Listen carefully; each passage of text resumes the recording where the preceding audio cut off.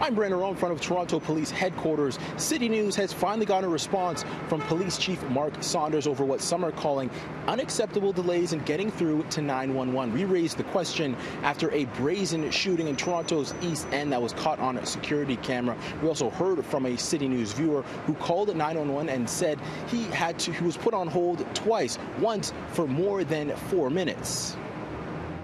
You know, that was unfortunate that gentleman had to wait, but I also want to identify that that is not the norm. When we look across the city collectively with 911 calls, our average time is 17 seconds.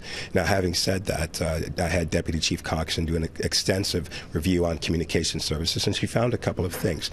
At the end of the day, what we've done is we've taken every opportunity to fill and make sure we have adequate resources. It's crucial that when people call 911 that there is the adequate response. When the shooting occurred the night of September 14th, police say 911 dispatchers saw a 33% increase in calls over a very short period of time, and that police were dispatched to the area in 54 Division within about 49 seconds of the first call, but admit they weren't able to answer all the 911 calls they received that night. Police say the average wait time in Toronto is 17 seconds for emergency calls and around 2 to 3 minutes for non-emergency. The international standard is 10 seconds. Chief Saunders says they are continuing to hire 911 dispatchers.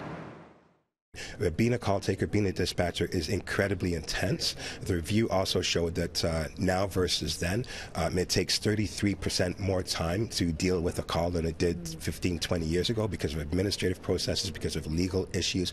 And so when you factor all of these things, it's a very complex thing. We want to make sure we have the right people in the right place that are taking those calls, because you can understand the gravity of what happens if the wrong information is not given or if the wrong information is not taken in. And so we take it very seriously. Chief Saunders says they can only hire 20 people at a time because of training limitations, and there is about a 30% failure rate among dispatchers who are hired.